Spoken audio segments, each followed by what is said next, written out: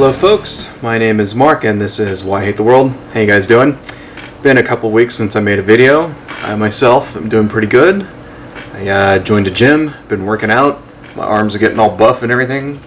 So, feeling great. Anyway, so it's been about 2 weeks and I think we need to make another video on Syria here, because a lot has happened since my last video. In fact, it's funny how much can happen in 2 weeks. It's like my last video is kind of outdated. So anyway, that's kind of the problem when you do videos about like stories that are still in developing. You know, it's like shit happens so fast that, you know, it's hard to keep up. But anyway, so a quick recap of what's going on.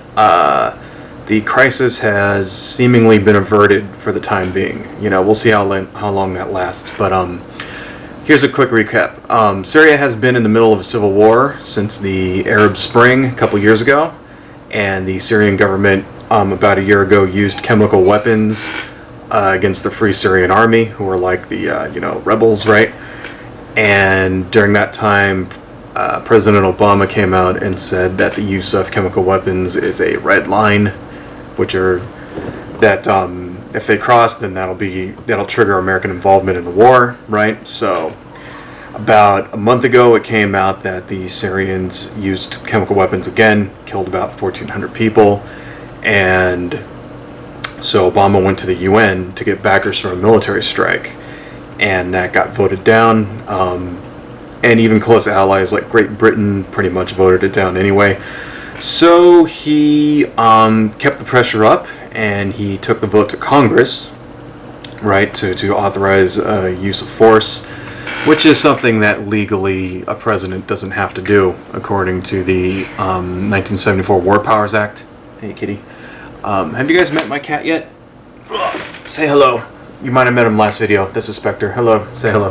Hello, everybody. Okay, get out of here. So anyway, according to the War Powers Act, the president is not required to do that. But he did it anyway, right?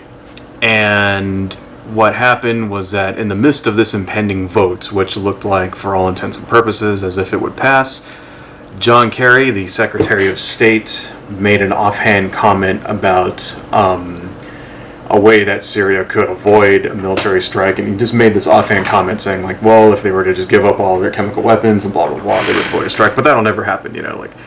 So what happened then was that, to the surprise of everyone, Syria decided to do just that. And with the help of Vladimir Putin and the Russians, they have decided to broker a deal and sign on to the 1990 Chemical Weapons Accord and disarm. So all of that should happen in the last 2 weeks. And it's, well, not all of it, but that last part. And it's like, wow, you know, stuff, you know, it's funny how fast these events like occur. But anyway, so what exactly have we learned from this little adventure?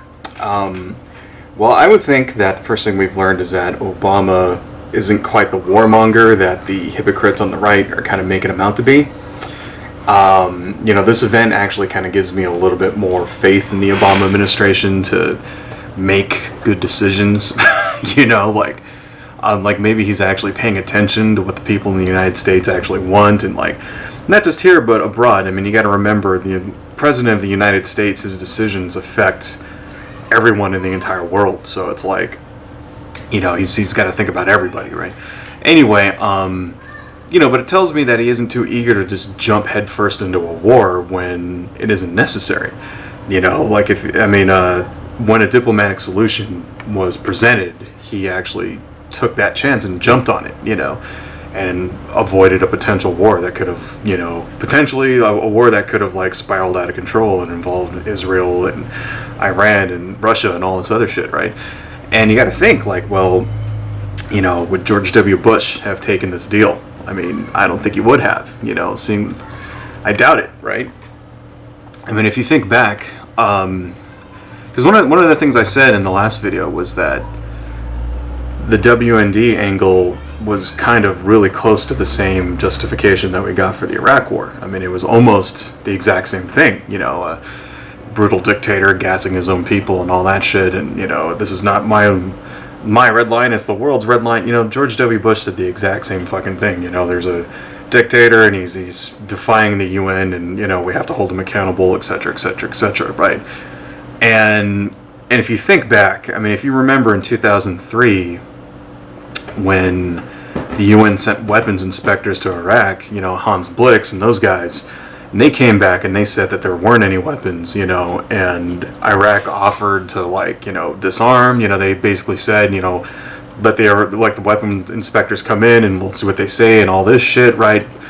And we could have avoided that war too, and Bush didn't go for it. You know, he decided to invade Iraq anyway, and 10 years later and $1 trillion and 10,000 dead Americans and who knows how many dead Iraqis later, we now know there weren't any fucking WMDs to begin with, you know. And it seems to me that Obama has learned from Bush's mistake there, right?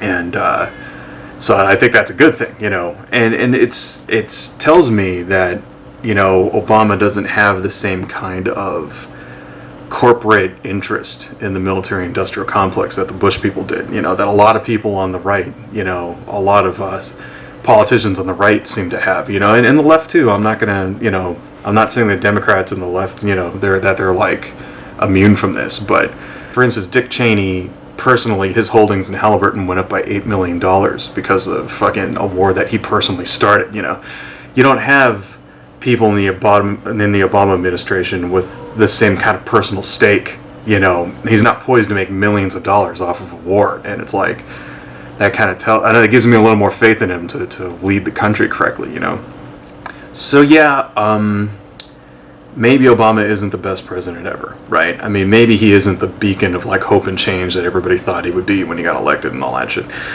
And I've been hearing a lot of criticism from people on the right-wingers, you know, this kind of sour grapes sort of criticism saying, like, hey, he just blundered through it and he got lucky and all that shit. You know, bullshit. I don't think he got lucky, all right? I think in this particular situation, he excelled. And I don't really see any way that you could call what just happened a blunder. I mean, it seems like a victory for everybody all around, you know? And like, I mean, he effectively applied pressure to a repressive regime that, you know, has been proved to, like, use these weapons against their own people, you know, and he removed them of their ability to use these weapons of mass destruction, and he did it all without firing a shot. I don't see how this could be anything but a victory, you know.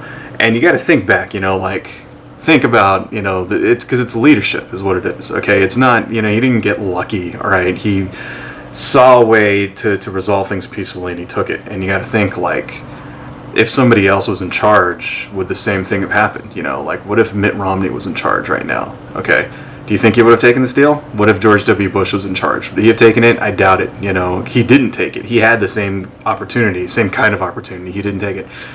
You know, what if Sarah Palin was the president when this was going on? I mean, can you imagine the kind of trouble we'd be in now if somebody like Sarah Palin was up there making decisions like this?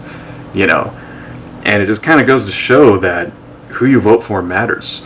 All right, who's the president is matters. And good leaders aren't always people that you agree with 100% of the time on everything, you know, because they're not just taking your interests into account. You know, they're taking in the interest of nations, you know, millions upon millions of people, and they have to think about the ramifications of their decisions that you're not considering, you know, going forward for, you know, 50, 100 years. How is this, you know, how is this decision that I make here going to affect American, you know, hegemony in the region 50 years from now? I mean, that's the kind of shit he's considering, and it's like, you know, so fucking good job, Obama.